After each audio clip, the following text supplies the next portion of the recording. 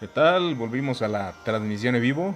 Tuvimos un pequeño percance con la conexión a internet, pero estamos de vuelta. Un saludo a todos los suscriptores del canal Muertos al Pecado y también todos aquellos que le han dado like a esta página, que es un pequeño proyecto del cual hemos ido trabajando poco a poco con la intención de hacer audios, de hacer estudios, de poder proporcionar un poco de material. Estamos comenzando, pero estaremos trabajando cada vez más para aprovechar el tiempo libre y aprovechar estos medios tan importantes de comunicación que nosotros necesitamos utilizar. Bueno, básicamente este audio es para hablar acerca de un tema que me llama demasiado la atención, ya que, al menos en la experiencia como cristiano, es muy común que nosotros nos desviemos de una manera bastante sutil, hermanos, de poder adorar a Cristo, de poder ver quién es Él, quién representa su divinidad, la plenitud de la deidad, su perfección, su actitud hacia los seres humanos, lo que Cristo es, totalmente Dios, totalmente hombre, y con su carácter de justicia y todas las maravillas que proceden de él, ya que nosotros solemos por naturaleza admirarnos de las grandezas de los hombres. Qué mejor admirarnos de Cristo, del que no hubo pecado, del que fue totalmente perfecto, aquel que sí podemos adorar y realmente rendirnos a sus pies, con el fin de poder clamar a Él y que nos ayude en nuestras situaciones en este mundo.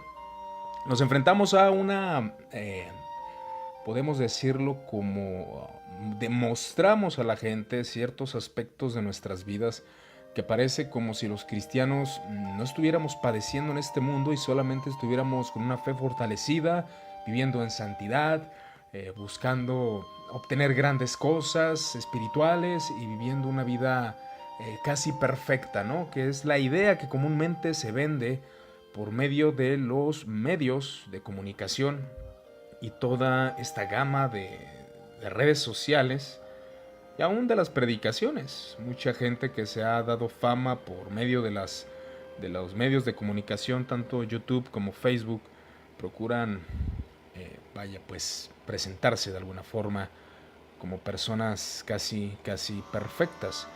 Pero para poder derribar todo pensamiento altivo que se levanta en contra del conocimiento de Dios y trata de opacar nuestra vista de Cristo Jesús, de lo que Él es, el Evangelio de Lucas nos proporciona muchísima información acerca de Cristo, su vida, su muerte, su resurrección, pero también sus milagros y todo lo que hizo cuando estuvo en la tierra.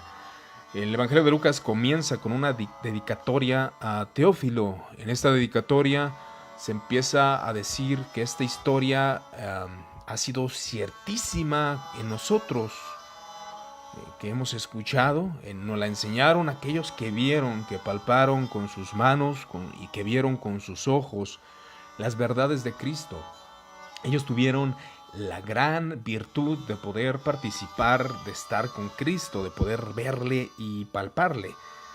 Y el trabajo de Lucas para presentárselo a Teófilo, que significa el amado de Dios, fue un labor exhaustivo donde él comenzó a hacer entrevistas, comenzó a utilizar los medios y sus conocimientos para poder llenar este evangelio con información acerca de lo que realmente Cristo había hecho y de lo que es. Eso es lo que debe importarnos. Cómo Lucas utilizó los medios comunes de su tiempo, formar una especie de biografía. Este doctor médico comenzó a escribir todo lo que él había escuchado de parte de todos aquellos que entrevistó, el origen de las cosas, y las escribió por orden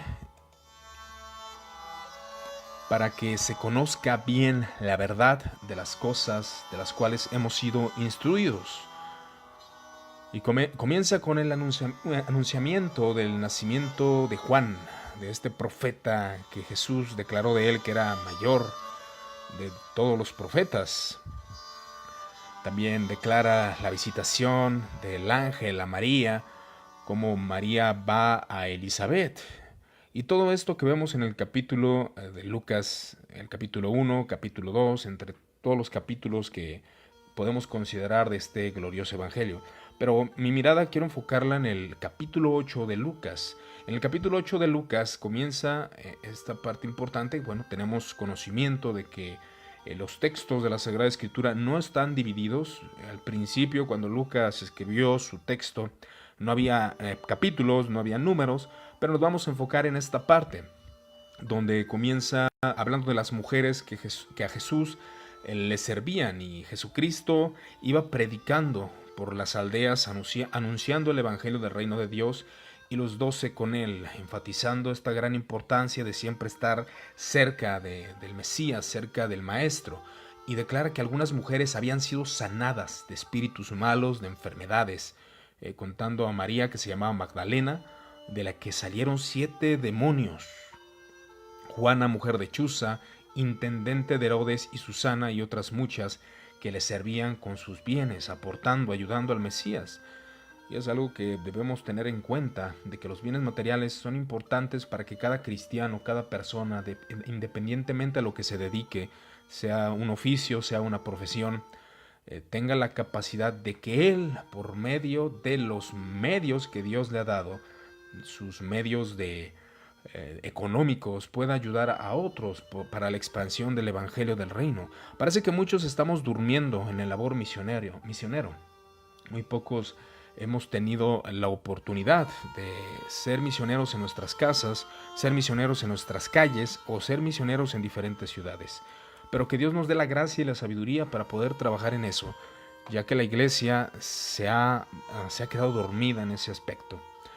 Pero Jesús comienza también en el versículo 4, cuando mucha multitud se juntó en gran manera para que vinieran a él, y él comenzó a explicar la parábola del sembrador, enfatizando la verdad del verdadero creyente, de los falsos, de aquellos que escuchan el mensaje del evangelio y estos no producen fruto, al contrario, se quedan secos. Algunos aparentemente hay alguna virtud que comienza a salir para que ellos sean declarados como cristianos. Pero realmente todos hemos conocido gente que así ha padecido. Que el sembrador, cuando el predicador, en este caso Jesús se refiere a sí mismo, salió a sembrar, y mientras sembraba una parte cayó junto al camino y fue aullada y las aves del cielo la comieron. Otra parte cayó sobre la piedra y nacida se secó porque no tenía humedad. Otra parte cayó entre espinos y los espinos que nacieron juntamente con ella la ahogaron. Y otra cayó en buena tierra y nació y llevó fruto a 100 por uno. Hablando estas cosas, decía a gran voz: el que tenga oídos, oiga. Los discípulos preguntaban por qué motivo Jesús hablaba por parábolas, y Jesús dice que a ellos, a los creyentes, les es dado por el Espíritu, les es dado por revelación divina, conocer los misterios del reino de Dios, conocer qué es un nuevo nacimiento, conocer qué es la virtud que Cristo, y sobre todo el misterio del reino de Dios, que se enfatiza, es que nosotros conozcamos algo, una doctrina realmente primordial, una doctrina que no se puede vender, una doctrina que no es secundaria, una enseñanza que no podemos decir que es algo innecesario dentro de la iglesia. No, esta doctrina es necesaria, y cualquiera que rechace esta doctrina se declara enemigo de Dios y enemigo de la iglesia. La doctrina es: ¿quién es Cristo Jesús? ¿Quién es Él? ¿A qué vino? Esa es una doctrina que los cristianos no podemos vender, no podemos diluir. Esta enseñanza jamás debe de ser suplantada por otra enseñanza. Jesús comienza a explicar que los del juntocamino son los que oyen la palabra de Dios, y luego viene el diablo y quita el corazón, y del corazón la palabra, para que no crean y se salven. Los de sobre la piedra son los que, habiendo oído, reciben la palabra con gozo. ¿Cuántos hemos conocido por medio de estos medios y aún en nuestras vidas cotidianas? Personas que han recibido el evangelio y han disfrutado de los bienes que es pertenecer a la iglesia, ya que la iglesia, el simple hecho de reunirse con cristianos trae muchos bienes, trae respeto de parte de los cristianos, trae amor, trae buenos recursos, alimento. La iglesia siempre se ha caracterizado por ofrecer algo que dar a las personas que le rodean. Y así hay mucha gente que recibe la palabra con gozo y recibe con gozo todo aquello que los cristianos puedan proporcionarle y todo lo que el cristiano pueda bendecir a esta persona. Y es una realidad dentro de nuestras congregaciones, de nuestras iglesias. Muchas personas disfrutan de lo bien que se siente ser cristiano, pero estos no tienen raíces. Su conocimiento no está arraigado, su conocimiento no es fructífero.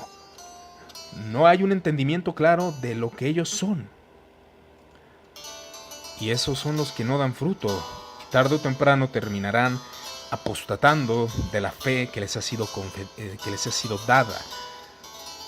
Creen por algún tiempo. Sí creen, tienen fe por algún tiempo. Es una fe como algunos la reconocen, como una fe espuria, una fe que no tiene el fruto de la salvación. Algunos considerarán que sí, pero esta interpretación es la que personalmente abrazo. De aquellos que creen por un tiempo son solamente personas que asintieron con su conocimiento intelectual, mas no hubo un nuevo nacimiento y no hay un reconocimiento real de quién es Cristo. Y en el tiempo de la prueba se apartan cuando deben de usar los recursos de sus conocimientos. Ahí es donde la prueba muestra quién es un verdadero creyente o aún el creyente qué tan fuerte es o qué tan débil es, para que se reconozca a sí mismo realmente débil y pida ayuda al Señor. La que cayó entre espinos, estos son los que oyen la palabra, pero yéndose son ahogados por los afanes y las riquezas y los placeres de la vida. Lo que el mundo ofrece, lo que esta vida intenta proporcionarnos. Y aún a los cristianos nos lleva los placeres de la vida y los beneficios de esta vida a olvidarnos de Cristo. Amar nuestros pasatiempos, amar nuestras lecturas, que no es malo. Son cosas lícitas, son cosas buenas, hermanos, son cosas buenas. Son cosas que nos sirven de beneficio a nosotros, poder deleitarnos, poder estudiar, poder trabajar en el reino. Pero muchas veces esos placeres se vuelven inquietantes, se vuelven totalmente el centro. Y cuando se vuelve el centro, nos olvidamos de Cristo. Jesús dice, nadie enciende una luz y la cubre. El evangelio no está para cubrirse con una vasija, ni se pone debajo de la cama, sino que se pone en un candelero para que alumbre, para que los que entran vean la luz. Eso es el evangelio, no podemos esconderlo. Porque nada hay oculto que no haya de ser manifestado, ni escondido que no haya de ser conocido y de salir a la luz. Y Jesús les dice a sus discípulos, mirad pues cómo oís, porque todo el que tiene se le dará, y todo el que no tiene, aun lo que piensa tener, se le quitará. ¿De qué está hablando nuestro Señor Jesucristo? Nuestro Señor Jesucristo está hablando del conocimiento de Él, del conocimiento de la palabra, que debe de ser puesta a lo alto para que la gente la vea, la gente la escuche. Y lo que tenemos, lo que oímos, todo el que retiene, el que tiene se le dará, y a todo el que no tiene, aún lo que piensa tener se le quitará. El que tiene conocimiento adquirirá más conocimiento, y aquel que no tiene, que realmente rechaza lo que es el evangelio, se le quitará ese conocimiento. Y ese conocimiento es el que se manifiesta a través del Evangelio de Lucas. ¿Quién es Cristo Jesús? Pasando los textos podemos observar cómo Jesús declara: mi madre y mis hermanos son los que oyen la palabra de Dios y la hacen, mostrando a sus hermanos y a su madre y a las personas que su misión era buscar a aquellos creyentes genuinos y el compromiso para que ellos entraran al nuevo pacto, para que esos creyentes, esos hermanos que en realidad hacen la voluntad de Dios. ¿Y qué es hacer la voluntad de Dios? ¿Será una carga religiosa pesada, sin sentido? No. La voluntad de Dios va implícita por los mandamientos eternos de Dios, pero es la lucha del cristiano donde cae y se levanta y sigue luchando con el fin de poder parecerse a su Cristo. Y no es fácil esas batallas. No es fácil enfrentarnos cada día a los abates de este mundo, a nuestros pecados y a las transgresiones que cometemos como seres humanos, donde fallamos y somos débiles, hermanos. Pero Jesús declara que hacen la voluntad de su Padre. Y hay dos eventos que quiero enfatizar, más bien dicho, tres eventos, que es la tempestad que ocurrió en el mar cuando Jesús dijo a sus discípulos: pasemos al otro lado. Partieron, pero empezaron a despertar al maestro, ya que descendió una tempestad, se desencadenó. Y ellos gritando desesperadamente, estos que hacían la voluntad de su Padre y que hacían la voluntad de Dios: Maestro, Maestro, que perecemos, ayúdanos. Asustados totalmente, quebrantados como seres humanos, temerosos y cobardes como muchos de nosotros. Así los discípulos. Por eso la Biblia, me gusta la Biblia, hermano, porque es el único libro donde es objetivo este libro. Es objetiva las opiniones de los personajes. Vemos a los apóstoles gritando de miedo, temerosos, cobardes. Y aún nosotros, si hubiéramos estado ahí, nos pareceríamos demasiados a ellos. Demasiado seríamos semejantes a ellos. Y Jesús nos diría: ¿dónde está vuestra fe? ¿Dónde está todo aquello que pregonas con tu boca, con tus escritos? ¿Dónde está esa fe que tanto dices proclamar acerca de mí? Eso es bastante importante tenerlo en mente, porque sabemos que nuestros miedos, nuestra cobardía y todo lo que somos es evidente ante los ojos de nuestros familiares y ante los ojos de nuestras iglesias. Eso no lo podemos ocultar y no queramos fomentar una imagen en estos medios de comunicación. Somos seres humanos que fallamos tal como los discípulos. No podemos creernos superiores a otros, ya que la humildad es necesaria para parecernos al Mesías. El Mesías reprendió a sus discípulos, reprendió a aquellos grandes apóstoles, reprendió a aquellas columnas del Evangelio. Los reprendió y les dijo: ¿dónde está vuestra fe? Reconociéndose a sí mismos como humanos débiles, como hombres que no tenían fe en aquel que ya habían visto cuántos poderosos milagros habían hecho.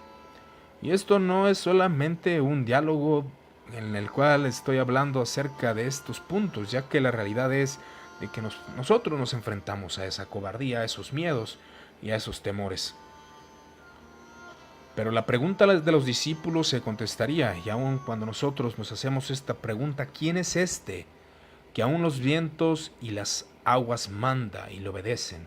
Es la autoridad del Hijo del Hombre la que se ve reflejada.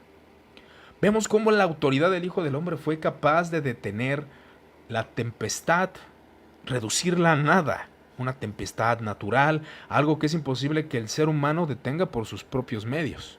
No es posible que el ser humano pueda detener esto. ¿Qué ser humano ha podido hacer esto? Ninguno. Pero no conforme con eso, el evangelista Lucas nos muestra el poder de Jesús para detener una tempestad, pero también nos muestra en textos después cómo fue capaz de derribar a una legión de demonios, expulsándolos con su palabra, mandándolos lejos de un endemoniado, el Gadareno. Cuando vieron a Jesús, el demonio lanzó un grito y, postrándose a sus pies, exclamó a gran voz: ¿qué tienes conmigo, Jesús, Hijo del Dios Altísimo? Te ruego que no me atormentes. El espíritu inmundo fue desechado por Jesús con su simple palabra. Jesús, con calma y con toda autoridad, le pregunta: ¿cómo te llamas? Y él le dijo: Legión, porque muchos demonios habían entrado en este hombre. Y rogaban los demonios, la tempestad detenida y los demonios rogando: no nos mandes lejos, que no los mandase al abismo, por favor, no lo hagas. Ellos rogando y temerosos, hermanos. Vemos que tenemos a un Salvador totalmente grande, poderoso. Detuvo la tempestad, arrojó a los demonios con la palabra de su poder. Pero no se detiene ahí la gloriosa verdad de nuestro Señor Jesucristo. Al contrario, prosigue, continúa esta verdad de Cristo Jesús. La hija de Jairo, cuando Jesús vino, recibió a una multitud con gozo. Y la multitud le recibió con gozo, mejor dicho. Hace referencia al sentimiento de la multitud, como el gozo de la multitud estaba esperando al Mesías. Vino un varón llamado Jairo, que era el principal de la sinagoga, postrándose a los pies de Jesús, adorándole, rogándole que entra a mi casa, porque tenía una hija única con 12 años, una pequeña de 12 años. Esta parte importante, que se nos quede en nuestras mentes, hermanos, que esté ahí. Jesús sabía tratar a la gente. Jesús tenía un lado humano. Jesús ha sido la persona, el ser humano, hablando de su plenitud humana, más misericordioso, con amor. Una hija de 12 años había muerto y él no se portó indiferente. Él no pospuso la visita, no. Jesús fue. Y una mujer que tenía flujo de sangre tocó a Jesús. Jesús declarando: ¿quién es el que me ha tocado? Alguien me ha tocado porque yo he conocido que ha salido poder de mí. Y los discípulos decían: ¿qué incoherencia hablas? ¿Quién es el que te ha tocado? La gente te está oprimiendo, Señor. ¿Y por qué dices que alguien te apretó, alguien te está tocando? Entonces, cuando la mujer vio que no había quedado oculta, vino temblando. Ella lo hizo sabiendo que por derramar sangres podía contaminar a otro, ya que era declarada inmunda por la ley. Ella vino temblando porque la ley de Moisés le condenaba para ser totalmente desechada como una persona inmunda, y postrándose a sus pies se le declaró delante de todo el pueblo por qué causa la había tocado y cómo al instante había sido sanada. Jesús no declara una condena ante esta mujer. Conocemos el aspecto misericordioso de la gracia de Dios. La ley condena, pero la gracia viene a salvar a los pecadores por medio del sacrificio de Cristo Jesús. Hija, tu fe te ha salvado. Ve en paz. Cuando alguien cree en Cristo Jesús. Cuando nosotros lo hicimos al principio, cuando comenzamos a creer, nosotros fuimos en paz a nuestra casa y comenzamos a tener emociones totalmente fuertes de amar a Cristo, de desear a Cristo. Así esta mujer fue en paz, fue reconciliada con Dios. Estaba hablando a uno cuando alguien llegó, un principal de la casa del principal de la sinagoga, a decirle: tu hija ha muerto, no molestes más al maestro, ya no hay solución. Ya no hay nada que pueda hacer, tu hija ha muerto. Oyéndolo, Jesús le respondió: no temas, cree solamente y serás salva. Entrando a la casa no dejó entrar a nadie consigo, sino a Pedro, a Jacobo y a Juan, que fueron aquellos privilegiados para ver este milagro, para que vean la autoridad del Hijo del Hombre. No temas, Él es Cristo.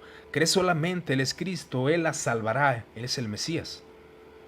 Aquí estamos viendo un evento en el cual donde Jesús estaba presente. Ahora nosotros, cuando podemos presentar momentos de dolor y de aflicción, debemos de confiar de esta manera. Dios es soberano y actúa como quiere, cuantas veces quiere.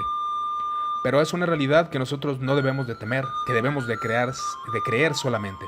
Tal vez no haya una resurrección de un muerto, pero sí va a haber entendimiento de qué es la voluntad de Dios. Y lloraban todos y hacían lamentación por ella, pero él dijo: no lloréis, no está muerta, sino que duerme. Y se burlaban de él sabiendo que estaba muerta. Y él dijo: muchacha, levántate. Entonces su espíritu volvió. Jesús, como Dios, hizo que un espíritu humano regresara a su cuerpo físico, que hubiera otra vez esa unidad de espíritu y cuerpo. Y inmediatamente esta niña de 12 años se levantó, y él mandó que se le diese de comer, porque había estado demasiado tiempo sin alimento y su debilidad iba a ser evidente. Y sus padres estaban atónitos. Yo quiero que pongas en tu mente, hermano, que este milagro fue algo real. Una niña de 12 años muerta. Probablemente tú tengas una hija, tu hija muerta, postrada ahí. Jesús el Mesías la toca y la sana. Pero Jesús les mandó que a nadie dijesen lo que había sucedido. No era hora, no era tiempo para que los discípulos fueran reconocidos y aún Jesús, sobre todo Jesús como el Salvador, como el Mesías, como ese Mesías que esperaban. Jesús quería mantener las cosas en oculto para que el plan de su Padre se cumpliese. No quería que los judíos formaran una revuelta haciéndolo a él rey. Aunque lo intentaron, Jesús lo rechazó, como nos lo explica otros evangelios. La autoridad del Hijo del Hombre. ¿Cómo es aplicable a nuestras vidas? Ahora nosotros nos enfrentamos a problemas y no vemos milagros, no vemos resurrecciones. No vemos que Jesús baja del cielo y nos habla. Realmente no tenemos presente nada de eso. ¿Cómo podemos aplicar nuestra fe a estos textos? Que no los veo, que solamente los leo y quiero entenderlos. La única forma es confiando en nuestro Señor, conforme su voluntad se va dando en nuestras vidas. Ahí es donde entra la fe, la confianza, de saber que a pesar de nuestra aflicción y nuestros errores, el Señor nos mantiene caminando. Es una realidad que disfrutamos, es la comunión con Cristo por medio de Jesús, por la comunión con el Padre, mejor dicho, la comunión con el Padre por medio de Jesucristo. Estamos por medio de Él unidos al Padre con el fin de poder conocerle. Sí, llega la aflicción, sí llega el temor, no sabemos qué hacer.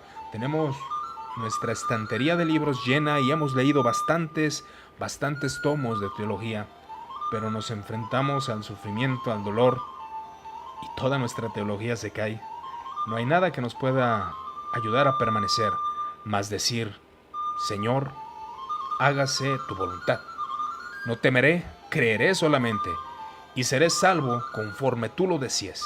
Esa es la posición del verdadero cristiano, saber que está confiando en la autoridad del Hijo del Hombre.